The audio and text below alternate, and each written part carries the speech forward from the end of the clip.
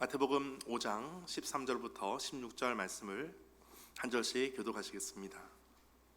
13절 말씀 제가 먼저 읽겠습니다.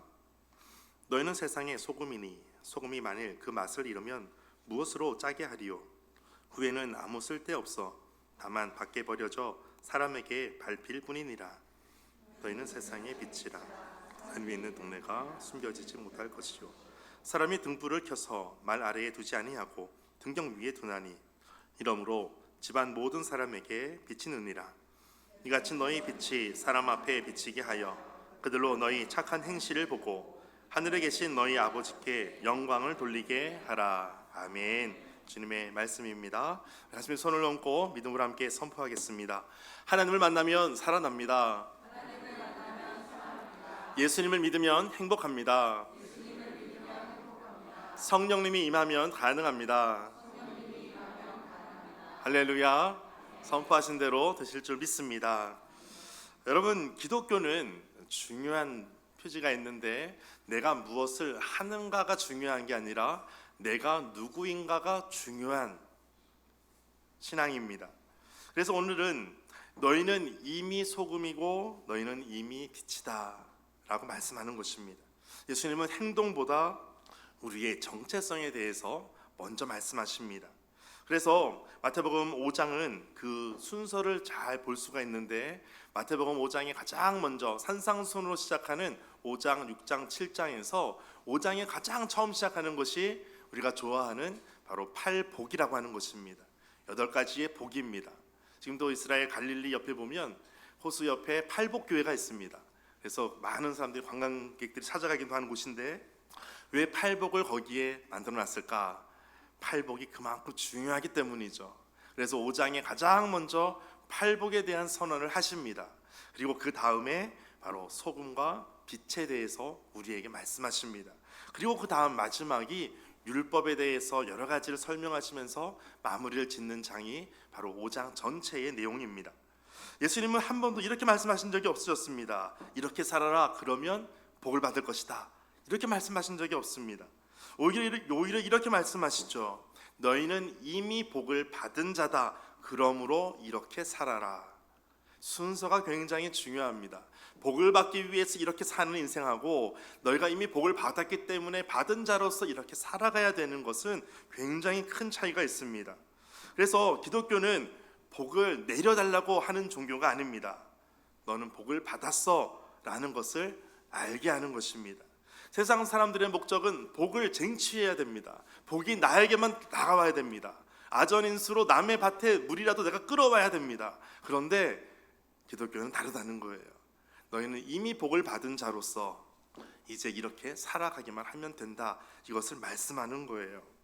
여러분, 팔복에서 우리에게 계속해서 볼 때마다 반복되는 단어가 있는데 그것이 바로 복이 있다, 복이 있도다 라는 말씀이에요.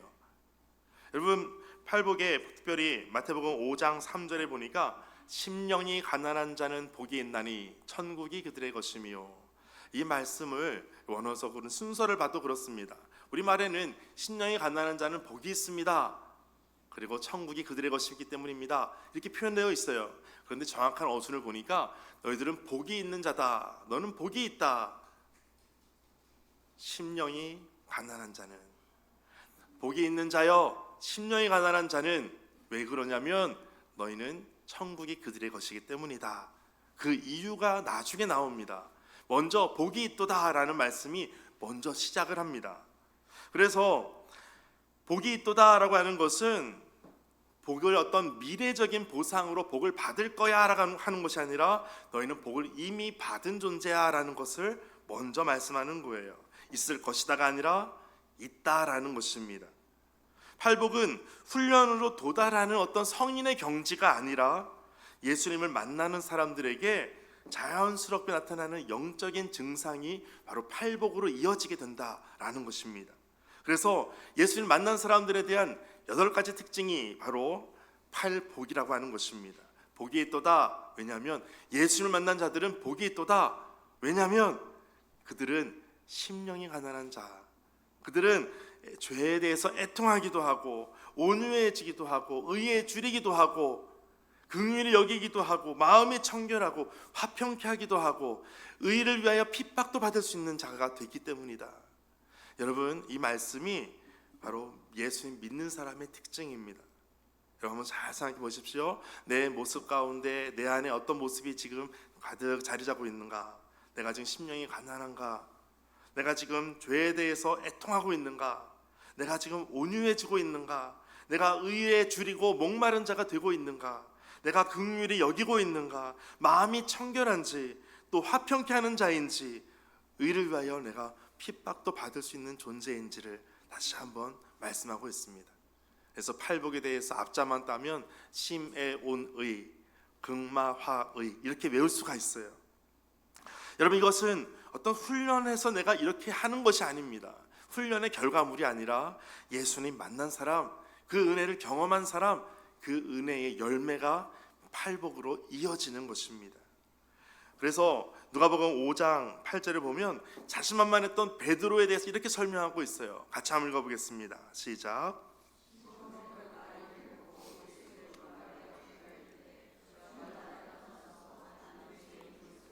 아멘.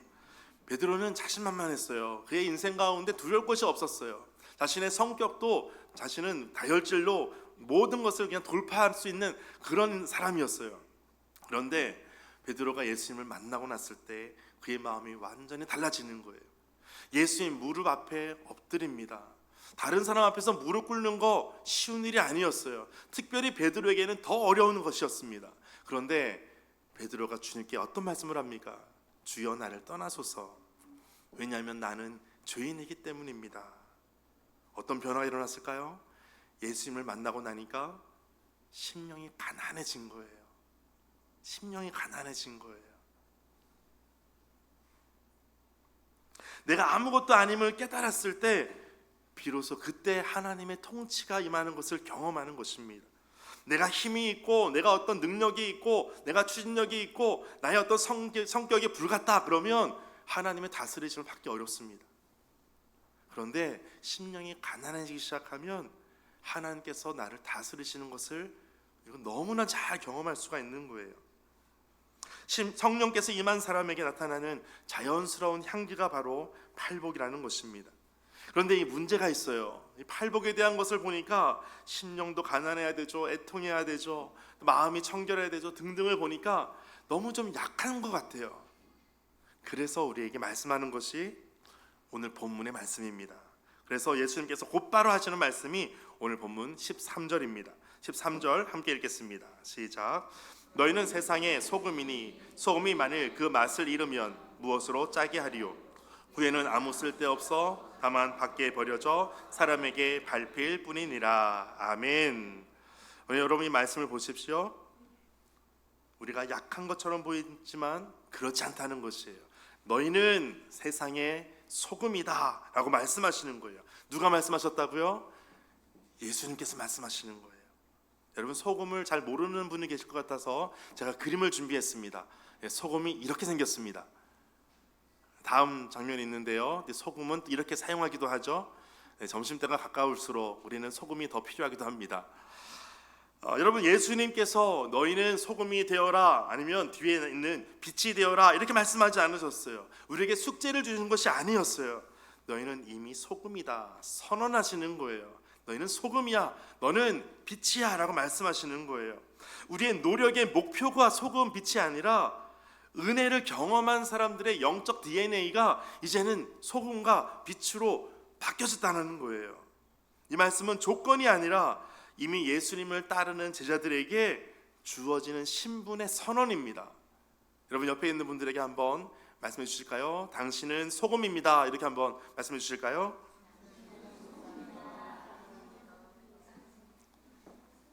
의심되시는 분들은 한번 그 맛을 보셔도 좋을 것 같아요. 예전에 제가 학교 이제 초등학교 때 같아요. 과학 시간이었던 것 같은데 개미 그 머리, 가슴, 배 이렇게 곤충은 구성되어 있잖아요. 맞나요?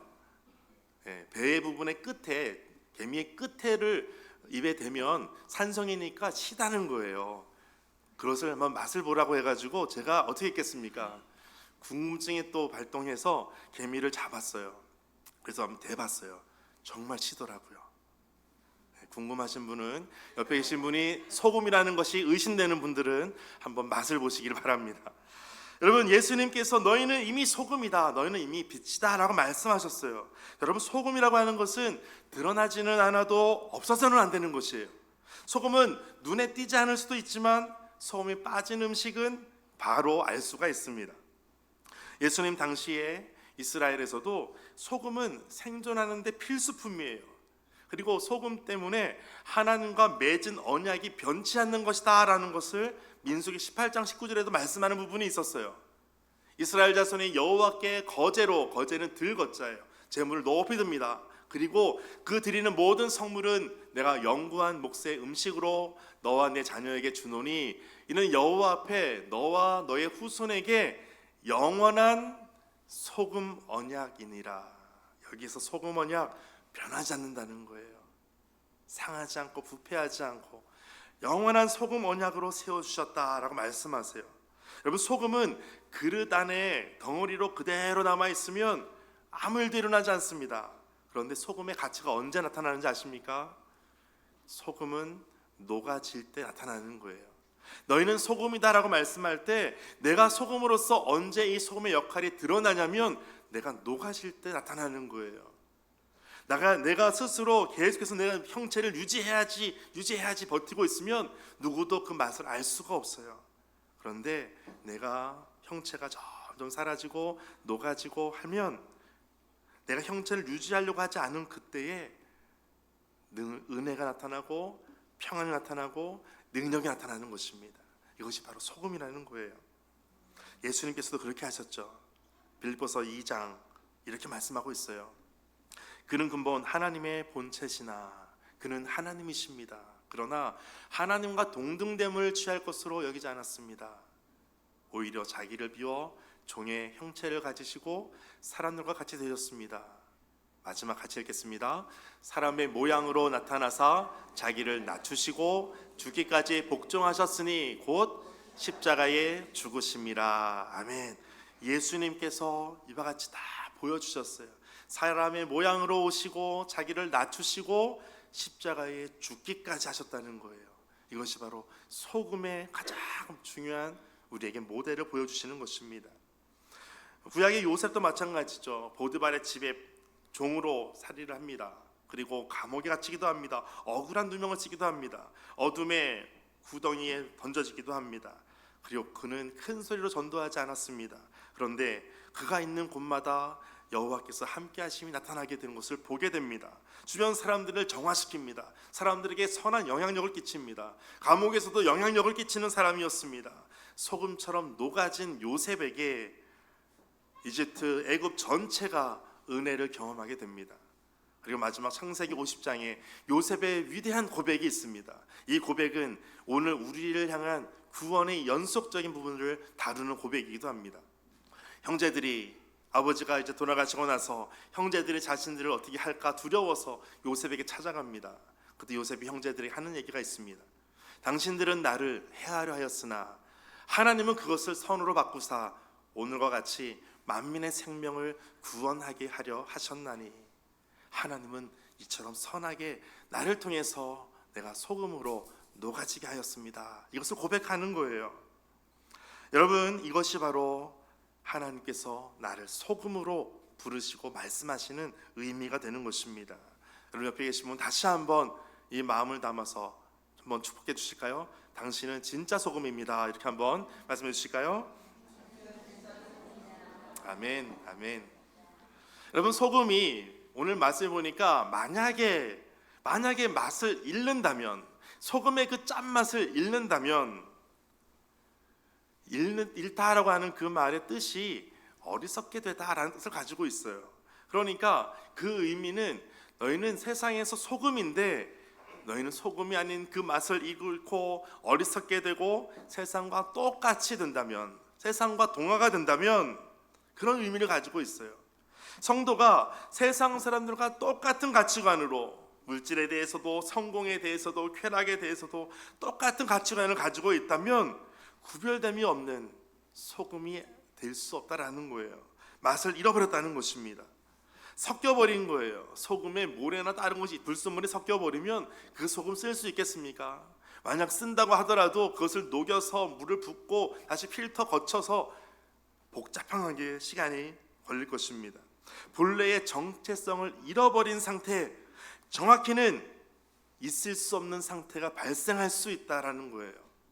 그것이 바로 맛을 잃게 된다라는 거예요. 교회가 세상과 다를 바 없다면, 성도가 세상의 가치와 완전히 똑같아진다면 그때 예수님께서 말씀하시는 거예요. 뭐라고 말씀하실까요?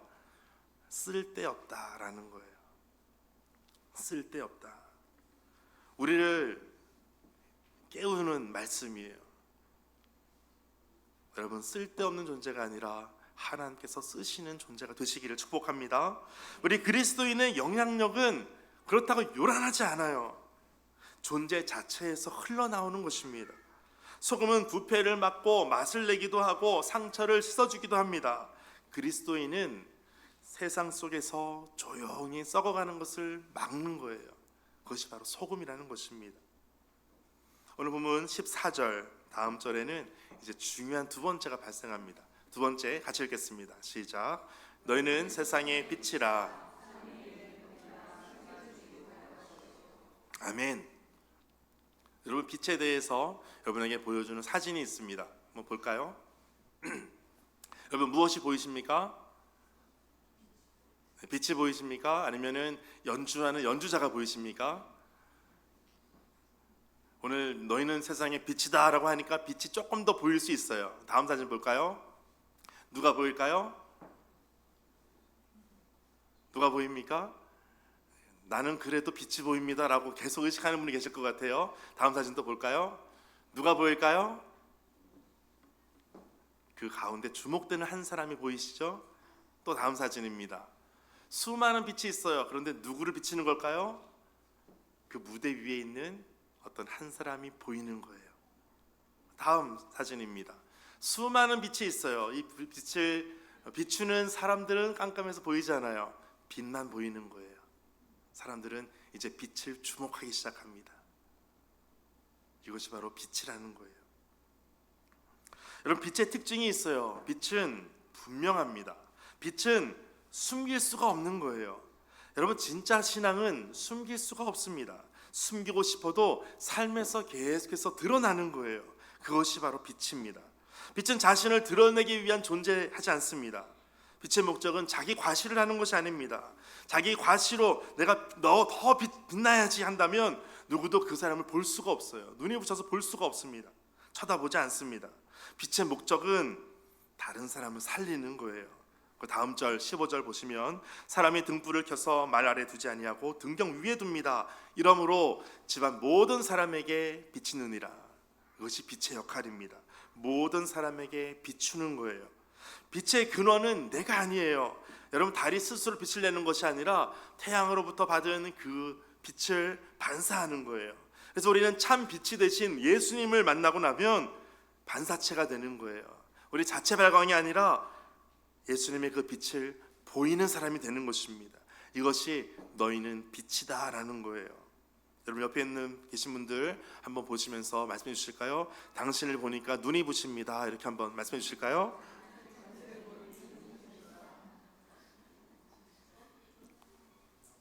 어떤 분이 진짜 그런 분 계세요? 여러분, 출애굽기 34장 29절에 보니까 모세라고 하는 사람이 증거의 두 판을 모세가 손에 잡고 시내산에서 내려옵니다.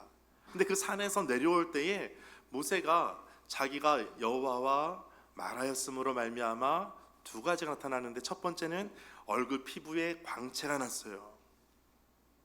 두 번째는 깨닫지 못하였더라. 모세가 시내산에서 하나님과 대면하고 내려왔을 뿐인데 그 얼굴에 광채가 났다는 거예요. 빛을 내려고 노력한 것이 아니에요. 하나님과 대면만 했을 뿐이에요. 하나님을 만난 사람들은 내가 노력해서 결과물이 아니라 하나님께서 빛을 우리에게 보여주세요. 그래서 오늘 본문에 있는 14절 말씀처럼 너희는 세상의 빛이라. 산 위에 있는 동네가 숨겨지지 못할 것이요. 진짜 신앙은 결코 비밀이 될 수가 없습니다. 숨길 수가 없어요. 등경 위에 등불처럼 그리스도인의 삶은 세상의 시선을 끌 수밖에 없어요. 내가 아무리 숨기려고 해도 빛은 새어나올 수밖에 없기 때문입니다. 이제 마지막 16절 같이 읽겠습니다. 시작. 이같이 너희 빛이 사람 앞에 비치게 하여 그들로 너희 착한 행실을 보고 하늘에 계신 너희 아버지께 영광을 돌리게 하라. 아멘. 여러분, 착한 행실은 도덕적으로 완벽한 것을 말하는 것이 아니에요. 세상에 감당하지 못하는 것이 있어요. 그것이 뭐냐면 바로 용서한다는 거, 조건 없이 사랑한다는 거, 고난 중에서도 기쁨을 잃지 않는다는 거, 감사한다는 거예요. 사람들이 그 사람을 보고 도대체 이 사람은 어떤 힘으로 저렇게 살 수 있을까? 그 사람에게서부터 나타나는 그 빛을 보면서 그 빛의 근원이 무엇일까? 이것을 생각하게 하는 거예요. 그래서 결국 나를 통해서 하나님께로 시선을 돌리게 하는 거예요. 그것이 바로 빛의 역할입니다. 오늘 예배 때에는 한번 이벤트를 하려고 그러는데요, 조명을 한번 다 꺼주시면 좋을 것 같아요. 제가 이제 후레쉬를 하나 준비를 했어요. 여러분, 제가 한번 비춰보겠습니다. 여러분, 제가 지금 무엇이 보이시죠? 무엇을 비췄죠? 네, 스피커, 카메라 그쪽을 비췄어요. 자, 이제는 무엇이 보이십니까? 네, 화분이 보이시죠? 이제는 무엇이 보이죠? 드럼이 보이시죠? 자, 이제는 네, 조명을 켜주세요. 여러분, 아무리 조명빛이 이 조명빛이 있다 할지라도 이것을 가리킬 때 조명을 의식하지 않습니다. 가리켜지는 무엇인가의 물체를 우리는 주목하게 됩니다. 만약 후레쉬 불빛이 더 강했다면, 더 밝았다면 가리키는 것이 더 선명했을 거예요. 그리고 더 많은 빛이 한 곳으로 다 같이 모여 있다면 그 가리키는 것은 더 선명하게 보일 것입니다. 이것이 바로 빛이라는 것입니다. 빛은 자신을 위해 존재하는 것이 아니라 무엇인가를 비추기 위한 용도로 있는 것입니다. 그럼 소금은 내면적인 변질을 막는 역할을 한다면 빛은 어둠을 몰아내고 누군가를 가리키는 역할을 하게 됩니다. 이것이 바로 소금과 빛입니다. 그러므로 우리는 이제 왕소금이 될 필요가 없어요. 강한 빛이 되려고 너무 노력하지 않아도 돼요. 소금이면 소금으로서 이미 마치는 것입니다. 빛이면 빛으로 이미 마치는 것입니다. 많은 사람들이 내가 왕소금이 되려고 그래요. 많은 사람들도 쳐다볼 수 없을 만한 강한 빛이 되려고 그래요. 그렇기 때문에 다투기도 하고 시기하기도 하고 실족하기도 하고 경쟁하기도 합니다. 여러분, 소금과 빛으로 우리는 이미 그렇게 말씀하고 계십니다. 그리고 이제 뒤에 이어지는 율법에 대한 재해석을 볼 수가 있습니다. 마태복음 5장 17절 이후로 보면 이제 살인하지 말라라고 하는 것은 이런 것이다. 간음하지 말라라고 하는 것은 이런 것이다. 이혼하지 말라라고 하는 것은 이런 것이다. 맹세하지 말라라고 하는 것은 이런 뜻이다. 보복하지 말라라고 하는 것, 원수 사랑하는 것은 이런 것이다. 6가지에 대한 율법에 대한 새로운 해석을 예수님께서 하십니다. 그런데 그 높은 기준의 이 말씀을 하실 때 이 말씀을 정체성이 없이, 소금과 빛이 없이 들으면 너무나 큰 부담이에요. 너무 큰 짐이에요. 내가 마음만 음욕을 품어도 간음했다는 거예요. 내가 미워하기만 했어도 살인했다는 거예요. 누가 이것을 감당할 수 있겠습니까? 그런데 우리의 정체성을 알면 이 말씀이 우리는 이해가 되기 시작하는 거예요. 정체성 위에서 들으면 우리에게 이것이 마땅한 삶이구나라는 것을 알 수가 있어요. 그래서 은혜가 먼저이고 그 다음에 순종이 이어지는 것입니다. 순종이 은혜를 만드는 것이 아닙니다. 은혜가 먼저 있다는 것입니다. 예수님은 산상수훈의 높은 윤리적 기준이 있다는 것을 말씀해 주세요. 원수를 사랑해라. 오른뺨을 맞으면 왼뺨도 들려대라. 누가 더 길을 가자 그러면 더 많이 가져라. 속옷까지도 벗어주어라. 이 말씀을 하시기 전에 우리에게 하시는 정체성의 말씀이 너희는 소금이다. 너희는 빛이다. 소금이라면, 빛이라면 이렇게 할 수 있어. 이렇게 살 수가 있어 라고 말씀하는 거예요. 이게 중요한 것인 것입니다. 우리가 소금처럼 살아서 소금이 되는 것이 아니라 이미 소금이기 때문에 소금답게 살 수 있는 힘을 하나님께서 주시는 것입니다. 그러므로 은혜는 책임을 우리에게 말씀하고 있는 것이죠. 나 같은 죄인이 빛이 되었다고 하는 그 감격이 우리를 세상 속에서 살 수 있는 힘을 얻게 하는 것입니다. 우리는 이미 그렇게 살도록 부름을 받았습니다. 예수님은 오늘도 우리에게 이렇게 묻지 않으세요. 너 얼마나 잘하고 있니? 너 그 기준에 도달했니? 너의 내 기준에 미치지 않으면 너는 이제 탈락이야. 이렇게 말씀하지 않으시는 거예요. 대신 이렇게 말씀하세요. 너는 누구라고? 너는 누구야? 너는 이미 소금이야. 너는 빛이야. 라고 말씀하시는 거예요. 이제 마지막 한 가지 예만 드리고 말씀하시려고 합니다. 아프리카의 작은 마을에 한 선교사님이 있었어요. 그 선교사님이 사역하는 중에 밤마다 사람들이 자신이 있는 캠프로 모여들기 시작하는 거예요. 그 마을에는 전기가 없었던 때였습니다. 선교사 숙소에 작은 불빛 하나가 있었습니다. 사람들이 그 빛에 모여서 책도 읽기도 하고 이야기를 나누기도 하고 아이들은 글자를 배우기도 합니다. 우리는 사진이 있는데요. 선교사는 어느 날 이렇게 말하기 시작합니다. 사람들에게 모여서 이렇게 말합니다. 이 빛은 너무 약합니다. 그리고 곧 꺼질지도 모릅니다. 그러자 그 마을의 한 노인이 이렇게 말하는 거예요.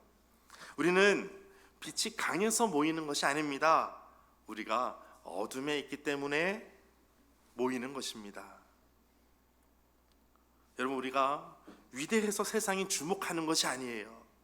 세상이 어둡기 때문에 우리 안에 주어진 그리스도의 빛 때문에 사람들이 다가오는 것입니다. 세상이 어둡기 때문에 우리 안에 있는 이 작은 빛이 예수 그리스도라고 하는 이 소망의 빛을 사람들이 보기를 원하는 거예요. 그러므로 너희는 세상의 빛이다 라고 말씀하시는 겁니다. 오늘도 세상에서 헤매고 있는 여러분에게 예수님은 말씀하세요. 너희는 소금이다. 너희는 빛이다.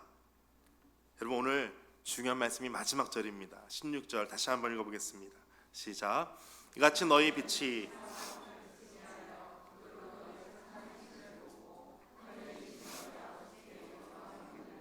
아멘. 우리는 내가 하나님께 소금으로 빛으로 어떻게 영광 돌릴까라고 하는 생각 때문에 부담스럽기도 합니다. 내가 소금의 역할을 잘 감당해야지, 빛의 역할을 잘 감당해야지, 그래서 하나님께 영광을 돌려야 돼, 어떻게든 하나님께 영광이 돼야 돼, 그러면서 큰 부담을 가지기도 합니다. 그런데 다음 너희의 착한 행실을 보고 우리는 소금으로서 빛으로서 우리가 살아간다면 살아가는 것만으로도 중요한 것이 있어요. 그들로 하늘에 계신 너희 아버지께 영광을 돌리게 하라. 하나님께 영광을 돌리는 존재가 누구라고 말씀하세요? 기본적으로는 내가 하나님께 영광을 돌리는 거겠지만 중요한 것은 그들로라고 하는 거예요. 나를 통해서 내가 소금과 빛으로 살아갈 때에 너희 행실을 볼 때에 그들로 다른 사람들이 하늘에 계신 너희 아버지께 영광을 돌리게 될 것이다. 이것을 말씀하고 있어요. 오늘 여러분을 통해서 여러분 외에 다른 사람들이 하나님께 영광을 돌리게 되는 이와 같은 일들이 나타나게 되시기를 주의 이름으로 축복합니다. 오늘 말씀 가지고 함께 기도했으면 좋겠습니다. 하나님, 우리에게 소금으로 또 빛으로 말씀하시는 이 주님의 말씀을 우리가 오해하지 않고 또 허투루 듣지 않고 분명하게 깨달아 오늘 너희의 착한 행실을 보고 라고 하는 말씀처럼 소금으로 살아가고 믿음으로 오늘도 살아가는 믿음의 성도들 되게 하여 주옵소서. 날마다 주님 안에서 이와 같이 살아갈 때에 많은 사람들이 하나님께로 나아가고 하나님께 영광 돌리는 일들이 오늘 소금과 빛이 된 우리를 통하여 나타나게 하여 주옵소서. 우리의 모든 언어와 우리의 모든 행실과 우리의 모든 표정과 우리의 모든 심령을 하나님 받아 주옵소서. 함께 기도하겠습니다.